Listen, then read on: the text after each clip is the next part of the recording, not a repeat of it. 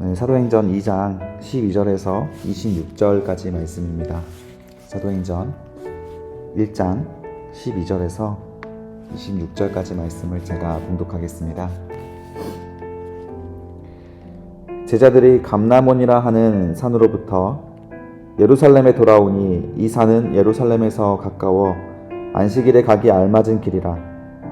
들어가 그들이 유하는 다락방으로 올라가니 베드로, 요한, 야고보, 안드레와 빌립, 도마와 바돌로메, 마테와 및 알페오의 아들 야고보, 셀롯인 시몬, 야고보의 아들 유다가 다 거기에 있어 여자들과 예수의 어머니 마리아와 예수의 아우들과 더불어 마음을 같이하여 오로지 기도하기에 힘쓰니라. 모인 무리의 수가 약 120명이나 되더라. 그때 베드로가 그 형제들 가운데 일어서서 이르되, 형제들아, 성령이 다윗의 입을 통하여 예수 잡는 자들의 길잡이가 된 유다를 가리켜 미리 말씀하신 성경이 응하였으니 마땅하도다. 이 사람은 본래 우리 수 가운데 참여하여 이 직무의 한 부분을 맡았던 자라. 이 사람이 불의의 삭스로 밭을 사고 후에 몸이 곤두박질하여 배가 터져 창자가 다 흘러나온지라. 이 일이 예루살렘에 사는 모든 사람에게 알려져 그들의 말로는 그 밭을 악에 닮아라 하니 이는 피밭이라는 뜻이라. 시편에 기록하였으되 그의 거처를 황폐하게 하시며 거기 거하는 자가 없게 하소서 하였고, 또 일렀으되 그의 직분을 타인이 취하게 하소서 하였도다. 이러므로 요한의 세례로부터 우리 가운데 올려져 가신 날까지 주 예수께서 우리 가운데 출입하실 때에 항상 우리와 함께 다니던 사람 중에 하나를 세워 우리와 더불어 예수께서 부활하심을 증언할 사람이 되게 하여야 하리라 하거늘, 그들이 두 사람을 내세우니 하나는 바사바라고도 하고 별명은 유수도라고 하는 요셉이요 하나는 마띠아라. 그들이 기도하여 이르되, 무사람의 마음을 아시는 주여, 이 두 사람 중에 누가 주님께 택하신 바 되어 봉사와 및 사도의 직무를 대신할 자인지를 보이게 하시옵소서. 유다는 이 직무를 버리고 제 곳으로 갔나이다 하고 제비 뽑아 마띠아를 얻으니 그가 11사도의 수에 들어가니라. 아멘. 네, 오늘 사도행전 1장 12절부터 보겠습니다. 지난 시간에 예수께서 하늘로 승천하시는 장면이 나왔습니다. 그리고 승천하시면서 한 가지 약속을 하셨습니다. 반드시 예수께서 하나님께서 약속하신 성령 세례를 주실 것이다. 그러나 그 시간은 몇 날 못 돼요 라고 하는 임의적인 시간이 있었습니다. 제자들은 비록 예수님과 3년 동안이나 함께 동행했지만 이 몇 날 못 돼요 성령 세례를 받을 것이라고 하는 그 임의적인 시간도 제자들에게 필요했습니다. 따라서 우리도 예수의 제자가 되기 위하여 가장 중요한 것은 겸손함과 또 기다림, 인내입니다. 하나님 앞에 우리의 죄를 고백하고 우리가 주님 앞에 엎드려 눈물을 흘릴 수 있는 것은 분명 하나님의 인도하심이고 큰 선물입니다. 그 회개로부터 구원이 결정되기 때문에 그렇습니다. 그런데 그 회개를 한 후에 또 성령 세례를 우리에게 주신 다음에 온 유대와 사마리아와 온 땅끝까지 이르러 예수의 증인이 되게 하시겠다라는 예수님의 약속도 있으셨습니다.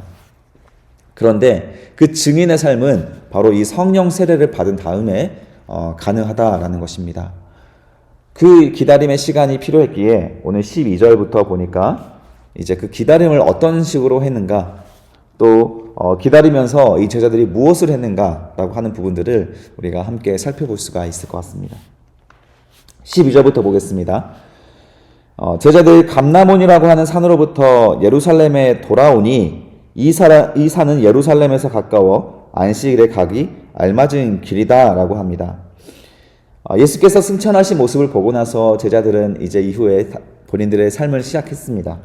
그런데 감람원이라는 산으로부터 예루살렘으로 돌아왔는데 이 산은 예루살렘에서 가까워서 안식일에 가기 알맞은 길이다 라고 합니다.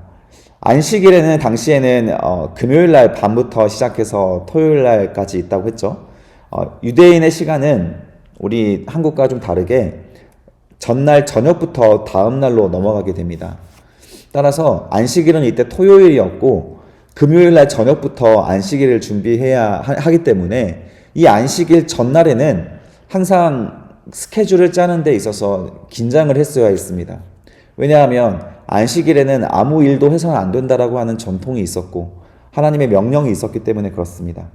신실한 주님의 백성들은, 신실한 신앙인들은 전부 다 안식일에 맞춰서 자신들의 신앙 스케줄을 짰습니다. 제자들도 그렇고 또 우리 성도들도 그렇고 우리가 주일 예배를 우리도 안식일로 대신하여 이제 지키게 되는데 이 주일 예배를 생각을 할 때 우리의 평소 스케줄이 있고 그 스케줄이 우선이고 그 스케줄에 맞춰서 시간이 되면 주일 예배에 가는 것이고 내 일이 바쁘고 해야 할 급한 일이 있다면 주일 예배를 못 가는 것이고 그 우선순위의 문제가 이 제자들과 우리 성도들과의 많은 차이가 있을 수 있다는 것입니다. 물론 주일 성수 잘 하시는 분들도 있지만 주일 성수가 잘 안 되시는 분들의 가장 대표적인 특징은 무엇이냐면 바로 이 부분이 안 되는 거예요. 이 산은 예루살렘에서 가까워 안식일에 가기 알맞은 길이라. 이 알맞은 길, 이 중심이 다르다라는 것이죠. 내가 무엇을 하는데 그 일을 해결할 때까지 보니까 내가 이 일을 끝내고 나서도 주일에 교회를 갈 수 있고 예배를 지킬 수 있는 시간적인 여유가 되겠구나 하는 그 중심 말입니다. 내가 시간이 돼서 예배를 하는 것이 아닙니다. 예배는 고정된 우리의 일상입니다. 하나님과의 지켜진 약속입니다. 사실 이 주일 성소라고 하는 것들을 잘 지키지 못하는 사람이 하나님과의 관계가 좋을 수가 없습니다. 물론 소방관, 의사, 급하게 그 자리를 떠날 수가 없는 요직에 있는 분들도 계십니다. 그분들은 특별한 케이스고 하나님과의 특별한 약속을 통해서 반드시 주일 예배를 다른 방식으로 지켜갈 수 있습니다. 그러나 그 외에 대부분의 사람들은 사실 다른 일에 좀 게을렀다든지 미리 했어야 할 일을 하지 못해서 주일 예배에 빠지는 경우도 상당수가 있습니다. 늦잠은 말할 것도 없죠. 따라서 우리가 하나님 앞에 올바른 신앙을 가지고 성령 세례를 받아서 예수의 증인이 되는 삶, 그 삶을 경험해 보기 위해서는 사실 우리의 삶이, 우리의 생각이, 우리의 행동이 하나님과의 관계에 완전히 초점이 맞춰져 있어야 합니다. 하나님 앞에서 우리의 행동들이 완전히 초점이 맞춰져서 하나님께 내어드리지 못할 때에는 우리가 하나님과의 온전한 관계가 회복되지 않기 때문에 성령 세례 또 그 증인된 삶의 맛을 볼 수가 없다라는 것이죠. 자, 그들이 이렇게 안식일에 가기 알맞은 시간에 잘 맞춰서 감난원에서 내려왔습니다. 자, 그리고 나서 13절에 보니까 그들이 어디로 가냐면 들어가 그들이 유하는 다락방으로 올라가니 베드로, 요한, 야고보, 안드레와 빌립, 도마와 바돌로메, 마테와 및 알페와 아들 야고보, 셀롯인 시모, 또 야고보의 아들 유다가 다 거기에 있어 라고 합니다. 예수님의 제자들이죠. 12제자가 기록이 되는데 여기에서 모두가 다 거기에 있었다라고 하는 겁니다. 한 사람도 빠짐없이 예수님께서 말씀하신 그 약속의 시간을 기다리면서 또 무엇을 했는가? 14절에 보니까 여자들과 예수의 어머니 마리아와 예수의 아우들과 예수의 어머니 마리아와 예수의 아우들과 더불어 마음을 같이하여 오로지 기도에 힘쓰니라. 자, 마음을 같이하여가 중요한 부분입니다. 마음을 같이하여 무엇을 했습니까? 기도했습니다. 여기에서 오로지라고 하는 표현은 한글 성경에만 존재합니다. 그것도 개역 개정에만 존재합니다. 다른 번역본에는 이 오로지라는 말이 없어요. 아마도 이제 한국인 정서가 기도에 많은 포커스를 두었기 때문에 여기에서 이렇게 의역을 했습니다. 오롯이라는 말은 성경에 없습니다. 마음을 같이하여 합심 기도를 했다라는 것이에요. 물론 기도만 한 것은 아니었습니다. 나눠서 또 어려운 사람은 없는지, 또 우리의 죄가 없는지 늘 살펴보면서 우리가 일상적으로 하고 있는 그 신앙생활을 공동체를 이루어서 함께 하고 있었습니다. 그러나 이 한마음 한뜻이 되어서 이들이 하고 있는 것은 분명히 예수님께서 말씀하신 것을 기다리는 것이었습니다. 그것 자체가 신앙생활입니다. 예수님께서 주시겠다고 약속하신 것을 기다리며 마음을 같이하여 함께 기도하고 있는 그곳은 참 성령을 받기 좋은 환경이 된다는 것이죠. 일본에는 교회가 많이 없습니다. 그러나 크리스찬 서적은 굉장히 많이 나옵니다. 신학자들도 굉장히 많습니다. 그러나 교회는 별로 없습니다. 일본에는 무교회주의자들이 참 많기 때문에 그렇습니다. 우리와 하나님과의 인격적인 관계만 있으면 되지, 우리가 교회에 모여서 이런 봉사나 이런 헌신들은 형식이고 중요하지 않다. 우리의 삶 속에 예수의 삶을 살아가는 것이 중요하다라고 하는 그런 생각입니다. 물론 완전히 틀린 말은 아니지만 정말 중요한 것을 놓치고 있는 것이죠. 우리는 각 개인은 결코 스스로의 능력으로 구원에 다다를 수 없는 연약한 존재입니다. 스스로 안 되기 때문에 예수님께서 베드로를 시켜서 세우신 것은 바로 교회입니다. 교회에 와서 함께 연약한 성도들끼리 힘을 내고 서로 격려하고 서로 사랑하면서 또한 사랑도 훈련하게 되고 또 우리가 함께 교제하며 죄를 고백하고 서로 위해서 기도해 줄 수 있는 공동체, 그 공동체가 바로 교회입니다. 따라서 우리는 교회에 모이기를 힘써야 하는 것이고, 요즘에 이렇게 또 온라인 세대가 되고 또 여러 코로나를 거쳐가면서 좀 교회에 모이기에 힘쓰는 전통이 많이 깨졌습니다. 그러나 한국 교회 전통은 이렇게 교회에 많이 모여서 항상 많은 시간을 함께 공유하는 좋은 전통이 있었습니다. 그러나 우리가 이렇게 이것도 온라인 방송으로 하고 있지만 모이기에 힘쓰지 않게 되는 모습은 그렇게 좋은 모습은 아닙니다. 초대교회에는 항상 되는 한 모임에 힘썼다라고 하는 부분들을 우리가 살펴볼 수가 있습니다. 얼마나 모였냐 했더니 15절에 보니까 모인 무리의 수가 약 120명이나 되었다고 합니다. 그때 베드로가 그 형제 가운데 일어서서 설교를 합니다. 120명의 성도들이 항상 자주 모였던 장소 마가의 다락방에서 이렇게 기도하고 서로 격려하고 신앙생활을 이어가고 있었다는 것이죠. 이 120명의 무리들은 이제 초대교회로서 이렇게 하나님 예수님의 약속을 기다리는 무리들이 되었습니다. 그때 기도하다가 갑자기 베드로가 당당히 딱 일어나서 설교를 시작을 합니다. 어떤 설교를 했는지 보십시오. 16절에 보니까 형제들아, 성령이 다윗의 입을 통하여 예수를 잡는 자들의 길잡이가 된 유다를 가리켜 미리 말씀하신 성경이 응하였으니 마땅하도다. 이 사람은 본래 우리 수 가운데 참여하여 이 직무의 한 부분을 맡았던 자라. 이 사람이 불의 삭스로 밭을 사고 후에 몸이 곤두박질하여 배가 터져 창자가 다 흘러나온지라. 이 일이 예루살렘에 사는 모든 사람에게 알려져 그들의 말로는 이 밭을 악에 닮아라니 이는 피밭이라는 뜻이라. 시편에 기록되었을 때 그의 거처를 황폐하게 하시며 거기에 거하는 자가 없게 하시고 하였고, 또 일렀을 때 그의 직분을 타인이 취하게 하소서 하였도다. 이러함으로 요한의 세례로부터 우리 가운데 올려져 가신 날까지 주 예수께서 우리 가운데 출입하실 때에 항상 우리와 함께 다니던 사람 중에 하나를 세워 우리와 더불어 예수께서 부활하심을 증언할 사람이 되게 하여야 하리라 라고 하는 그런 설교를 했습니다. 설교라기보다는 어떤 제안이죠. 그러나 베드로가 분명하게 우리가 몇 날 못 되는 성령 세례의 그날을 기다리면서 우리가 해야 할 일이 있다라는 것이죠. 그것은 애초에 예수께서 세우셨던 12명의 세도들 중에서 가룟 유다가 예수님을 팔고 나서 그리고 나서 자결을 했는데, 그 자결한 것은 사실 이 성경에 예언되어 있던 부분이다라고 하는 것입니다. 16절에 보니까 다윗의 입을 통하여 이미 예언되어 있었던 일이다. 그리고 그들의 길잡이가 되었던 사람이 바로 우리 중에서 가룟 유다였다라고 하는 것입니다. 그리고 나서 그의 거처를 황폐하게 하시고 20절에 보니까 그의 직분을 타인이 취하게 하소서라고 하는 부분들을 이 베드로가 인용을 하여서 이제 우리 중에 11사도가 남았으니 그 남은 한 자리를 다른 사람을 세워 그 사람으로 다른 우리 가룟 유다의 일을 대신하게 하자라고 하는 일을 했습니다. 베드로는 학문이 없는 범인이었습니다. 어부였습니다. 지식도 없고 예수님과 함께 있었던 때 시간의 대화를 보면 정말 예수님의 마음을 기쁘게 했다가도 또한 예수님의 마음을 근심을 시켰던 장본인이 바로 베드로죠.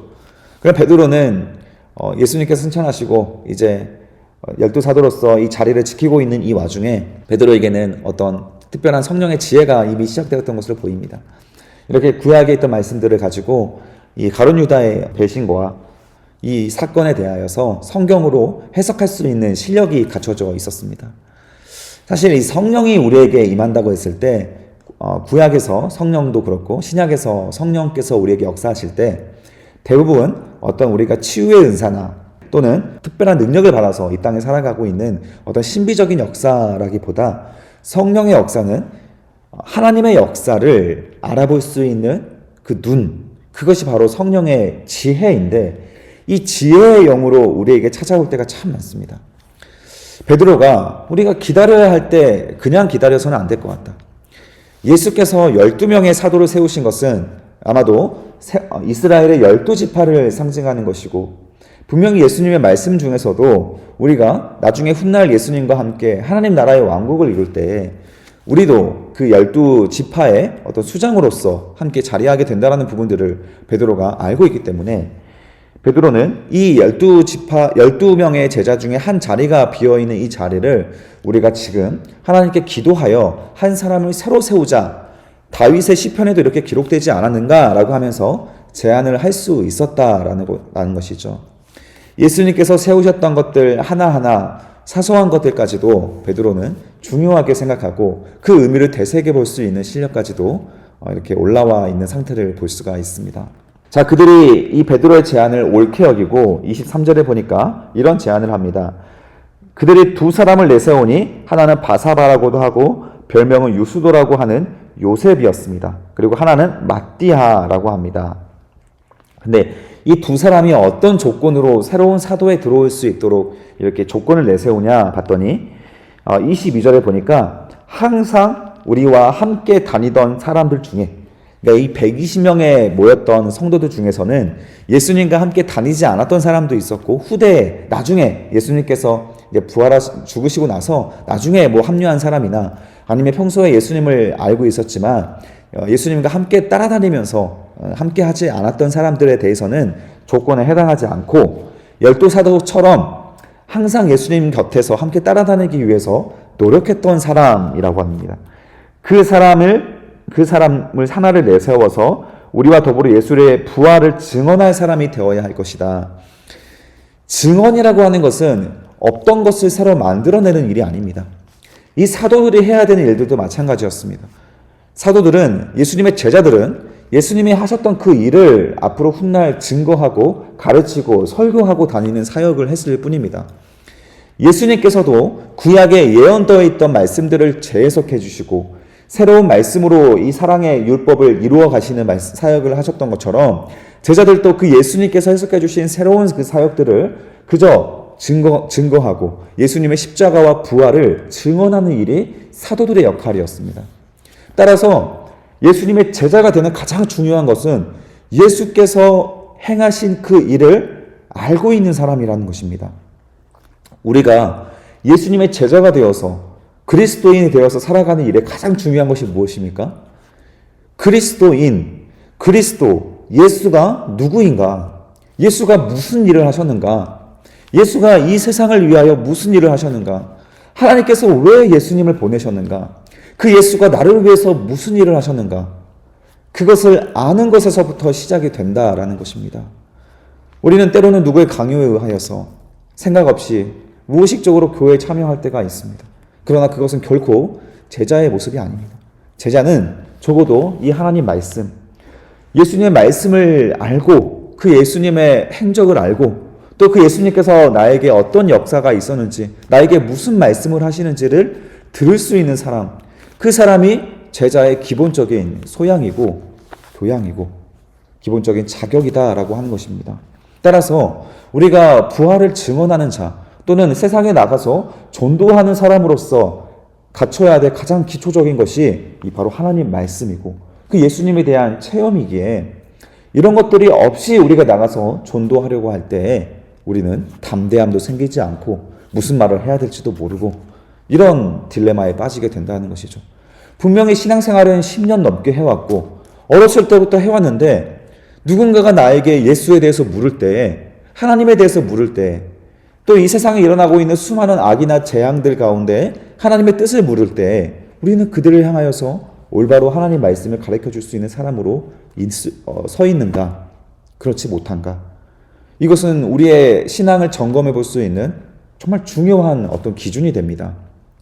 따라서 우리는 모두 다 예수님의 은혜를 받고 예배에 참여하는, 이렇게 아침에도 말씀을 들을 수 있는 그런 실력 있는 성도라면 더욱더 예수님에 대하여 공부하고 예수님께서 나에게 어떤 말씀을 하시는지를 늘 기도하면서 예수님을 체험해 볼 수 있는 그 시간을 갖도록 노력을 해야 하는 것입니다. 자, 그 예수님의 사도에 들어갈 수 있는 조건으로 이 두 사람이 세워졌는데 그 두 사람을 어떻게 선별하는가? 이때 초대교회 방식이 등장을 합니다. 24절에 보니까 그들이 기도하여 이르되 무사람의 마음을 아시는 주여 이 두 사람 중에 누가 주님께 택하신 바 되어 봉사와 및 사도의 직무를 대신할 자인지를 보이시옵소서. 유다는 이 직무를 버리고 제 곳으로 갔나이다 라고 하면서 26절에 보니까 제비를 뽑아 마띠아를 얻으니 그가 11사도의 수에 들어가게 되었습니다. 하나님께 기도를 했고 그리고 제비를 뽑았습니다.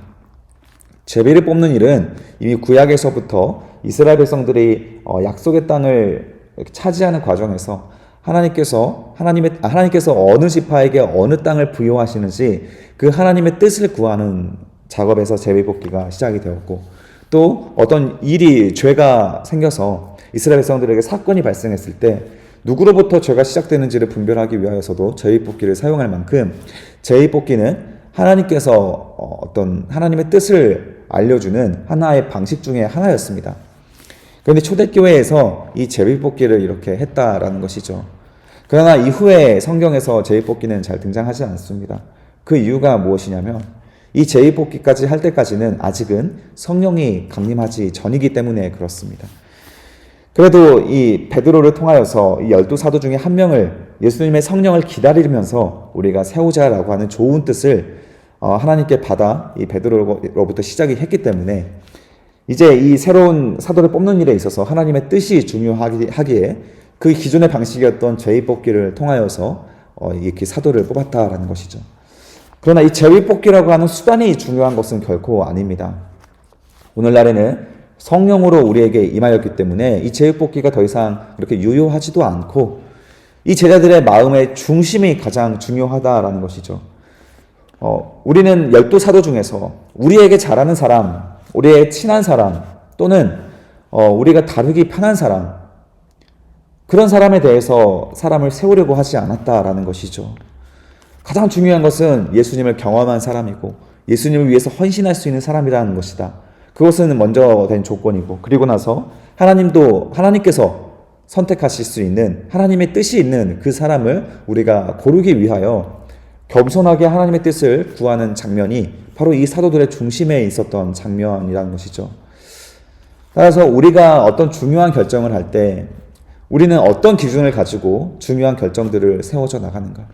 우리가 교회 일에 있어서 어떤 중요한 결정을 내릴 때 무엇을 가장 중요한 기준으로 삼고 그 일을 선택하는가?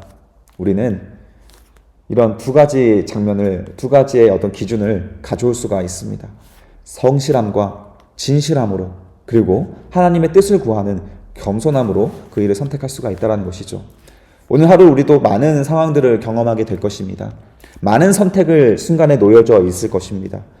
그 선택마다 우리가 해야 될 것은 그 중심에 내가 있는 것이 아니라 우리 예수님께서 그 중심에 세워져 있다면 그 선택은 반드시 거룩한 선택이 될 것입니다. 하나님의 뜻이 있는 선택이라면 그 선택은 절대 실수가 없는 선택이 될 것입니다.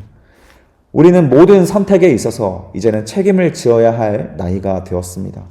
그 책임도 우리가 하나님과 함께 선택을 할 때 좀 더 거룩한 선택, 좀 더 선한 선택, 정직한 선택을 해나갈 수가 있게 될 것이고 그 선택에 대한 우리들의 죄를 짓지 않을 수 있는 그런 보호장치가 될 수 있을 것입니다.